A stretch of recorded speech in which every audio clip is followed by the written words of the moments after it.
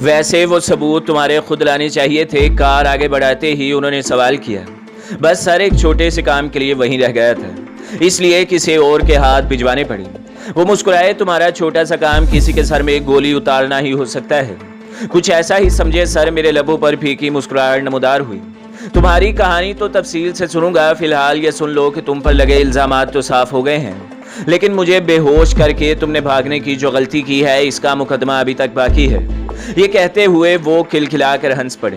मैं तुर्की बतुर्की बोला, एक फील्ड एजेंट से ऐसी छोटी मोटी गलतियां तो होती रहती हैं सर। हाँ, मगर सजा का सामना तो करना पड़ता है ना। उन्होंने कार अपने घर की तरफ मोड़ दी। नाश्ता कराकर उन्होंने मुझे आराम का मशवरा दिया। आरामदेह बिस्तर पाते ही मैं सो गया। मुसलसल 2 रातों से मुझे बिस्तर नसीब नहीं हुआ था। दोपहर के 11 बजे जगा कर उन्होंने मुझे तैयार होने का हुक्म दिया। मेरी नाप की वर्दी और बूटों वगैरह का बंदोबस्त उन्होंने कर दिया था। 12 बजे मुझे कर्नल अहमद के सामने पेश किया गया। कर्नल साहब को सारी बात औरंगजेब साहब तफसील से बता चुके थे। मेरे साबका कारनामों को देखते हुए और मेरी मजबूरी को मद्देनजर रखकर उन्होंने मुझे खाली वार्निंग देने पर इक्तफा किया था। इसके साथ ही उन्होंने मुझे वापस अपनी यूनिट भेजने का हुक्म भी दे दिया था। इतनी आसानी से जान छूटने पर मैंने अल्लाह पाक का शुक्र अदा किया था। अलबत्ता मेरी अपनी यूनिट के कर्नल साहब तक भी ये तमाम बातें तहरीरी सूरत में भिजवा दी गई थी। नामालूम इनका क्या फैसला होता है, और मुझे लग भी रहा था कि कर्नल अहमद ने मेरी सज़ा वगैरह का तयन मेरी यूनिट के कर्नल साहब की सवाबदीद पर छोड़ दिया था। यहाँ पर आर्मी के कानून वगैरह के मुतल्लिक इसलिए कुछ कहने से गुरेज कर रहा हूँ कि इसके ना जानने से ना तो कहानी पर कोई असर पड़ता है और ना नाजरीन के लिए ऐसी मालूमात जानना फ़ायदेमंद है। हालांकि मैं अपने मुकदमे पर कई सफ़हात काले कर सकता था, लेकिन ये एक बोरियत भरी कार्रवाई का तज़किरा था। आर्मी में एक यूनिट से दूसरी यूनिट में तब्दीली पर चंद दिन की छुट्टी ज़रूर मिलती है, जिसे ज्वाइनिंग टाइम कहते हैं। सर, मूव ऑर्डर पर जितनी ज़्यादा छुट्टी दे सकते हैं दे देना। कर्नल साहब के दफ्तर से बाहर आते ही मैं औरंगजेब साहब को मुखातिब हुआ। दे दूंगा, मगर क्या करना है लंबी छुट्टी का। वो मुस्तफिर हुए। मैं साफ गोई से बोला, सर मेरी बीवी पलवचा का अब तक पता नहीं चला, इसकी तलाश में जाना चाहता हूँ। यूँ भी औरंगजेब साहब के साथ मेरा ताल्लुक सीनियर जूनियर के अलावा भी कुछ बन चुका था, इसलिए मैं इनसे कोई बात खुफिया नहीं रखना चाहता था। क्या इनके चेहरे पर हैरानी उभरी? जी सर, सरदार खान और पलवचा भी मेरी बेगुनाही के सबूत ढूंढने गए थे। शायद सरदार खान को तो भगोड़ा जाहिर कर दिया गया हो, इसकी छुट्टी तो कब की ख़त्म हो चुकी होगी। औरंगजेब साहब मेरी बात का जवाब दिए बगैर मेरे साथ लेकर अपने दफ्तर में दाखिल हुए। मुझे बैठने का इशारा करके उन्होंने इंटरकॉम उठाकर क्लर्क को मेरा यूनिट वापसी का मूव ऑर्डर तैयार करने का हुक्म दिया और साथ ही ये बता दिया कि ज्वाइनिंग टाइम 29 दिन भर थे। वो ज़्यादा से ज़्यादा इतनी छुट्टी ही दे सकते थे। रिसीवर रखकर इसने एक लिफाफा मेरी तरफ बढ़ाया, जिसमें मेरा सर्विस कार्ड, शनाख्ती कार्ड और मोबाइल फ़ोन वगैरह मौजूद था। ये वो सामान था जो मेरी गिरफ्तारी के वक्त यहाँ जमा किया गया था। शुक्रिया। मैं सामान वर्दी की जेबों में मुंतकिल करने लगा। वो गंभीर लहजे में बोले, सरदार अपने घर में है। हादसे में इसकी दाएं टांग टूट गई थी। इस हादसे की वजह से इसे भी वापस यूनिट भेज दिया गया है। पलवचा, मुझे अपनी आवाज़ जैसे खाई से आती हुई महसूस हुई थी। इस बारे तुम्हें सरदार ही तफसील बताएगा। वो कुछ बताने पर आमादा नहीं थे। इनका दुख भरा लहजा मेरा दिल होलाए दे रहा था। सर कुछ तो बताएं, वो ठीक तो है ना? क्या वो हादसे के वक्त सरदार के साथ थी? मेरा जहन माऊफ होता जा रहा था। क्या सरदार की तरह वो भी जख्मी थी? अगर ऐसा था तो मुझे घर वालों ने क्यों नहीं बताया था? उन्हें तो लाजमन ये खबर हो जाना चाहिए थी, या मुमकिन था कि जिस वक्त मैंने घर फ़ोन किया था इस वक्त तक सरदार वगैरह का हादसा ना हुआ हो। वो नपे तुले अल्फाज में बोला, ज़ीशान, बहुत सारे हादसों को, अपने प्यारों के बिछड़ने को और इनकी माजूरी वगैरह को हमें बर्दाश्त करना पड़ता है। अब मैं नहीं जानता कि पलवचा के साथ क्या हुआ है या कुछ भी नहीं हुआ।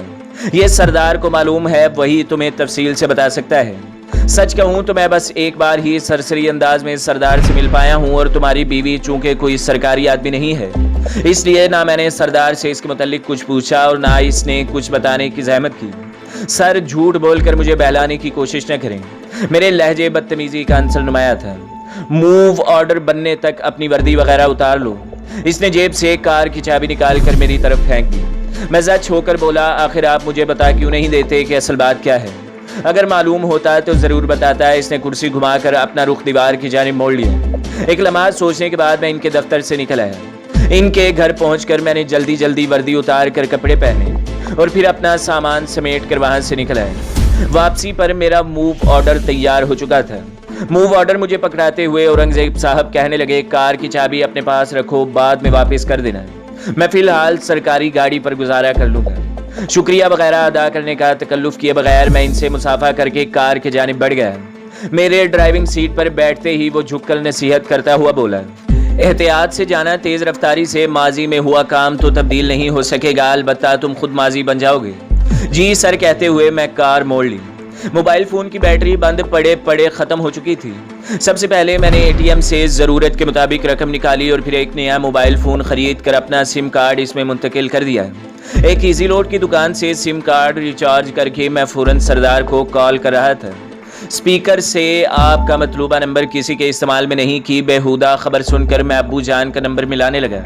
चूँकि इस बार मैं ज़ाती नंबर से कॉल कर रहा था, तभी उन्होंने मेरा नाम पूछने की ज़रूरत महसूस नहीं की थी। अस्सलाम वालेकुम ज़ीशान बेटा। घंटी वसूल करते ही अबू जान की मुशफ़क़ आवाज़ मेरे कानों में पड़ी। वालेकुम अस्सलाम अबू जान, कैसे हैं आप? बिल्कुल ठीक हूँ बेटा, बाकी तमाम भी खैरियत से हैं, बस तुम दोनों की कमी महसूस हो रही है। इनकी बात सुनकर मेरा सांस रुकने लगा था। आखिर कोई तो बात थी कि सरदार ने घर में पलवशा के मुतल्लिक कुछ भी नहीं बताया था। इसी तरह औरंगजेब साहब भी कुछ बताने पर राजी नहीं थे, या शायद सचमुच उन्हें कुछ मालूम नहीं था। चुप क्यों हो गए बेटा? मुझे खामोश पाकर अबू जान मुस्तफिर हुई। बस मैं ये इतला दे रहा था कि कल तक इंशाअल्लाह मैं घर पहुंच जाऊंगा, बाकी गपशप मिलने पर होगी। पलवशा बेटी तुम्हारे साथ है? उन्होंने इश्तियाक भरे लहजे में पूछा। घर आकर बात करते हैं अबू जान, इस वक्त मैं ड्राइविंग कर रहा हूँ, इस वक्त मैं हाँ ना की हालत में नहीं हूँ। ठीक है बेटा, अपना ख्याल रखना। उन्होंने राब्ता मुनक़ता कर दिया। मोबाइल फ़ोन बंद करके मैंने साथ वाली सीट पर फेंका और ख़ुद को तसल्ली देने के लिए कुछ बेहतर सोचने की कोशिश करने लगा, जो इस वक्त मुमकिन नहीं लग रहा था। हर सोच मेरे दिल को बिठाए जा रही थी। क्या मुझे माजूर पलवशा मंजूर थी? मैंने दिल से पूछा, जिसका जवाब निहायत वाज़ेह मिला, दिलो जान से मंजूर है, बस वो जिंदा होनी चाहिए। मैं सारी ज़िंदगी इसकी खिदमत करूँगा। अचानक ही मेरे दिमाग में कमांडर अब्दुल हक की ज़ुमाइनी गुफ्तगू गूंजने लगी। इसने सरसरी अंदाज में पलवशा के लिए मग़फ़रत की दुआ भी कर दी थी। फिर गुलगारे के जिक्र पर यह कहना कि ज़िंदगी मौत का क्या भरोसा हो सकता है, इसे भी आपकी ज़िंदगी में दाखिल होने का कोई रास्ता मिल जाए। डेरा इस्माइल खान में मुझसे अलविदा होते वक्त इसने माफ़ी भी मांगी थी। रस्मी माजरत और किसी गलती पर माजरत चाहने में ज़िंदगी आसमान का फ़र्क है, और इस वक्त इसका अंदाज रस्मी माजरत वाला नहीं था। इसका साफ मतलब यही था कि इसे पलवशा के साथ पेश आने वाले हादसे के बारे में मालूम था, लेकिन इसने जानबूझकर मुझे लाइलम रखा था, और यही वजह थी कि इसने मेरी वापसी पर जोर दिया था। यह भी मुमकिन था कि इसे इस बारे निक स्टीवर्ट की मौत से पहले ही पता चल गया हो, और मुझे ज़हनी इंतशार से बचाने के लिए इसने यह खबर अपने तक महदूद रखी हो, और बाद में शर्मिंदगी की वजह से इजहार न कर सका हो। इन तमाम उलझनों से मुझे सरदार खान ही निकाल सकता था। मैं एक बार सरदार के घर जा चुका था, और इस वक्त जो मेरी दिमागी हालत थी, इसके बाद औरंगजेब साहब की नसीहत पर अमल करना एक मजाक ही था। रावलपिंडी से सरदार के गांव तक मैं 2.5-3 घंटों में पहुंच गया था। इसके घर के सामने कार रोककर मैं नीचे उतरा। दोपहर के 6 बज रहे थे। दरवाजे पर दस्तक देते ही एक छोटा सा लड़का दरवाजे पर आया। मैंने पूछा, सरदार खान घर पर हैं? इसने इस बात में सर हिलाया। हाँ मामू जान घर पर ही हैं। इसके साथ ही इसने अंदर की तरफ रुख मोड़कर हाँक लगाई, मामू जान आपका मेहमान आया है। दरवाजे की तरफ खटपट की आवाज़ आई, जैसे कोई बैसाखियों पर चल रहा हो। मेरा दिल जैसे डूबने लग गया था। छोटे बच्चे ने दरवाजे का एक क्वाड खोल लिया था, और फिर सरदार खान मेरे सामने हुआ। मुझे देखते ही वो सुन हो गया था। कोई लफ्ज़ मुंह से निकाले बगैर हम एक दूसरे को घूरते रहे। वो पहले से काफ़ी कमज़ोर हो गया था। दाएं टांग पर घुटने से नीचे प्लास्टर चढ़ा हुआ था। बाएं टांग अलबत्ता महफूज थी। इसके चेहरे पर अच्छी खासी दाढ़ी भी नजर आ रही थी। मोहसिन बेटा, बैठक का दरवाज़ा खोलो, अपने बाजे को कहकर वो मेरे करीब हुआ, और फिर वो मेरी बाहों में था। चंद लम्हों बाद हम बैठक में आमने सामने बैठे थे। मैं इससे कोई सवाल पूछने की जुर्रत नहीं कर पा रहा था। वो भी खामोश बैठा था। थोड़ी देर इसी खामोशी में गुजर गए। गुफ्तगू की इब्तदा सरदार ने की थी। लिजोना की कॉल आई थी, वो पाकिस्तान आने के लिए तैयार है। शायद महीने 1.5 तक यहाँ पहुँच जाए। यह खुशी की खबर सुनाते हुए भी मुझे लग रहा था कि जैसे वो रो रहा हो। वो खामोश बैठा रहा। वो दोबारा बोला, इसने नौकरी से इस्तीफा दे दिया है और अब पाकिस्तान आने के लिए कागजी कार्रवाई कर रही है। इसकी ये बातें एक ऐसी ही कोशिश कर रही थी जैसे बिल्ली को देखकर कबूतर आंखें बंद करके जान बचाने की कोशिश करता है। इस वक्त इसका कमसिन भांजा ट्रे में शरबत का जग और 2 खाली गिलास रखे अंदर दाखिल हुआ। बड़ी मुश्किल से इसने ट्रे उठाई हुई थी। ट्रे मेज पर रखकर वो बाहर निकल गया था। मुझे सख्त प्यास महसूस हो रही थी, मगर मैंने जग को हाथ भी नहीं लगाया था। क्या हुआ था? मेरे मुंह से फंसी फंसी आवाज बरामद हुई। अभी तक मुझे ये पूछने की हिम्मत नहीं हुई थी कि पलवशा कहाँ और किस हाल में है। मैं कुछ देर मजीद खुद को खुशफहमी में मुब्तला रखना चाहता था। मेरी बात सुनकर सरदार किसी गहरी सोच में खो गया था। मेरी नजरें जमीन पर गड़ी थीं और दिल से दुआएं निकल रही थी कि सरदार के मुंह से कोई तसल्ली अमेज बात निकल जाए। वो कह दे कि बस यार, बड़ी मुश्किल से हम दोनों की जान बची है, या हम मरते मरते बचे हैं। इस तरह की कोई बात सुनने के लिए मेरा पूरा वजूद हमतनगोश हो चुका था। सरदार की खामोशी तूल पकड़ने लगी थी। मैंने भी इसे बोलने पर नहीं उकसाया था, बस इंतजार की अजियत को बर्दाश्त करता रहा। वो बहुत पुरअज़म थी। इससे मुकम्मल यकीन था कि वो अपने राजू की बेगुनाही के सबूत ज़रूर हासिल कर लेगी। कहती थी, सरदार भाई, जान दे दूंगी मगर सबूत हासिल किए बगैर नहीं लौटूंगी। नसरुल्लाह खान खोजल खेल के घर से हमें तुम्हारे रखवाए हुए हथियार मिल गए थे। कमांडर नसरुल्लाह ने अफगानिस्तान के रास्ते की तरफ हमारी रहनुमाई की थी। अंगोरा डे से हम सरहद तक पहुंचे, मगर फिर इसका इरादा तब्दील हो गया। कहने लगी कि अफगानिस्तान जाकर टॉमिक टोइयां मारने से बेहतर है कि यहाँ से किसी दहशतगर्द के रूप में शामिल होकर वहाँ पहुँचे। इस तरह अल्बर्ट ब्रॉक वगैरह को ढूंढने में आसानी रहेगी। इसे सबसे ज़्यादा उम्मीद जेनिफर के मिलने की थी। इसे यकीन था कि जैनी इसकी ज़रूर मदद करती। सरहद के करीब जाकर हम वापस पलट आए थे। अपनी शक्ल छुपाने के लिए इसने हल्की हल्की मूंछें और दाढ़ी चेहरे पर चिपका कर सर पर पगड़ी लपेट ली थी। मैंने बाल कटवाने का मशवरा दिया तो कहने लगी, भाई क्यों अपने दोस्त से पिटवाना चाहते हैं? राजू ने मना कर दिया हुआ है कि आप जानते हैं ना कि इसकी किसी बात को टालना मेरे लिए मुमकिन नहीं है। मेरा चेहरा चूंकि दहशतगर्दों के लिए नया था, इसलिए मैंने हुलिया तब्दील करने की कोशिश नहीं की थी। इसका मंसूबा शुमाली वजीरिस्तान में देगान के मुल्क गुलबदीन के पास जाकर काम हासिल करने का था, क्योंकि इसे मालूम हुआ था कि मलक गुलबदीन भी अमेरिकन का खास बंदा था। इसने मामू के घर जाकर अपने दूध शरीक भाई के बारे में मालूमात हासिल की, क्योंकि इसी के जरिए हम दहशतगर्दों में जगह बना सकते थे। मालूम हुआ कि वो एक ही दिन पहले तोरे खार रवाना हुआ है। स्नाइपर राइफल इसके मामू के घर छोड़कर हमने भी वैगन में बैठकर तोरे खार का रुख किया। वो राइफल हम दहशतगर्दों में जगह बनाने के लिए वहां से बासानी ले जा सकते थे। तोरे खान का मलक फेरोज अब सनोबर खान के बाद दहशतगर्दों का करता धरता है, लेकिन जनूबी फेरोज के पास काम हासिल करना चाहती थी। अलबत्ता इसकी बैठक में एक बार जाकर अपने भाई का पता मालूम करना इतना मुश्किल नहीं था। हम दोनों दोपहर के वक्त तोरे खार पहुंचे थे, लेकिन इसकी बैठक में घुसते ही अजीब सूरत हाल का सामना करना पड़ गया था।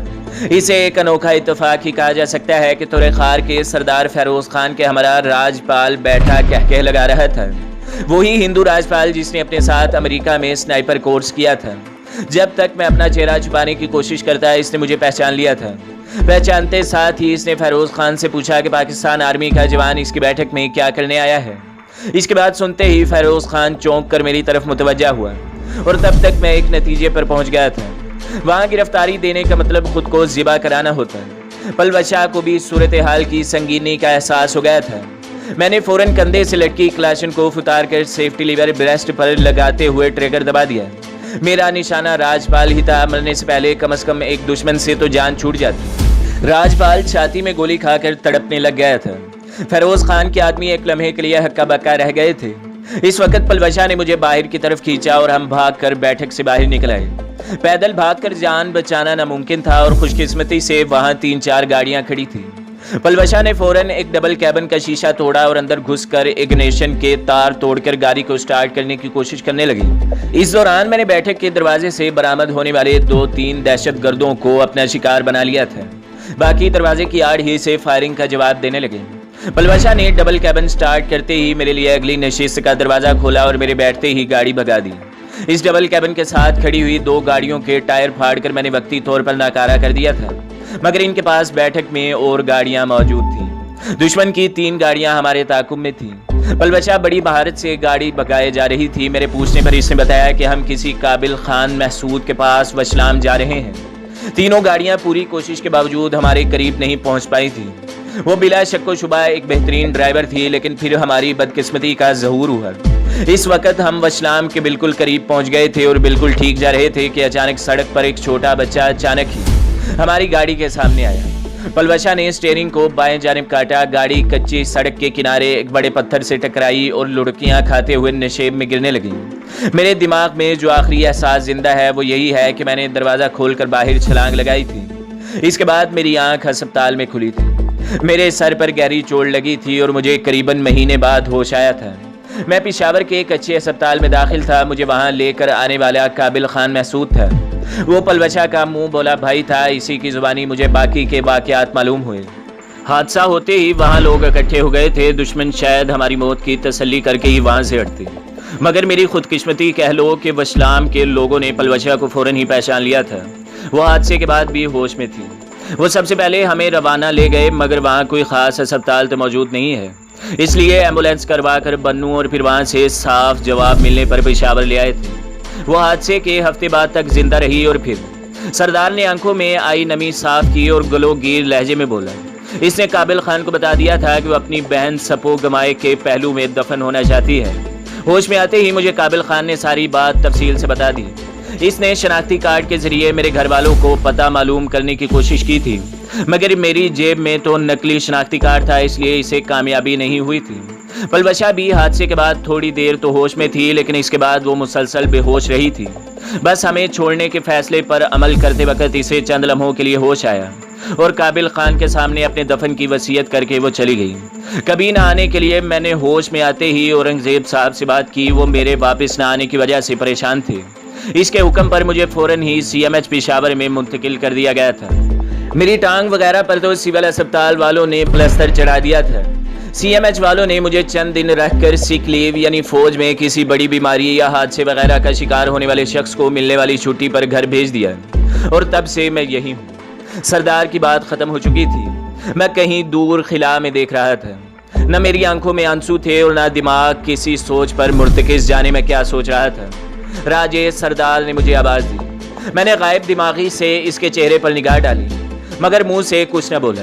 राजे वो चली गई है यार, मेरे चनारे की तरह तुम्हारी पलवशा भी चली गई है। पता नहीं ये औरतें ऐसा क्यों करती हैं। जब इन्हें पता चल जाता है कि इनके बगैर शोहर का जिंदा रहना मुश्किल हो जाएगा, तो अपनी अहमियत जताने के लिए ये मरने से भी दरेक नहीं करती।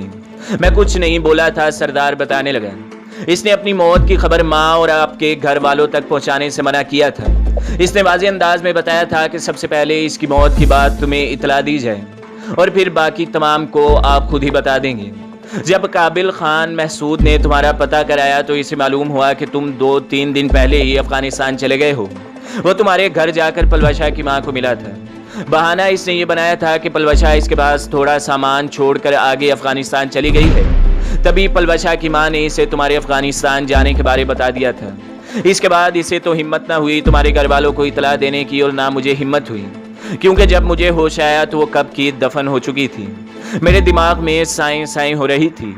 कुछ भी समझ में नहीं आ रहा था कि क्या हो गया था। मेरे बदतरीन अंदेशे हकीकत का रूप धार चुके थे। एक दफ़ा पहले भी वो मुझे छोड़ चुकी थी और अब दोबारा इसने वही किया था। पहले भी वो अपनी माँ और भाई की वजह से मजबूर थी और अब इसके पास मोहलत ख़त्म हो चुकी थी। मुझे मुसलसल चुप देखकर सरदार खान ने कहा, यार कुछ तो बोलो, खामोश क्यों हो?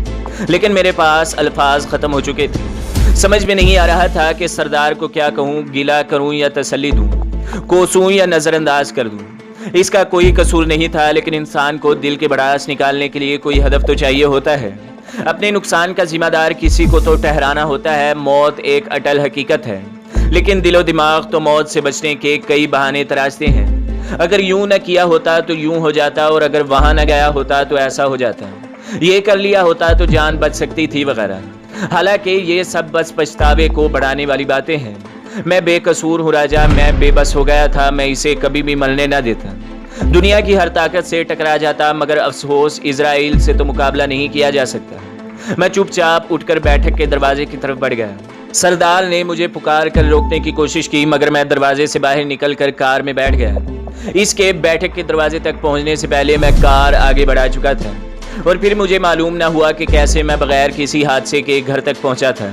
मुंतशिर सोचें, बिखरे ख्याल, अजियत भरे एहसासात, आंखों से बहता पानी और दर्दो गम से बोझल दिल के साथ ड्राइविंग करना इतना आसान भी नहीं था।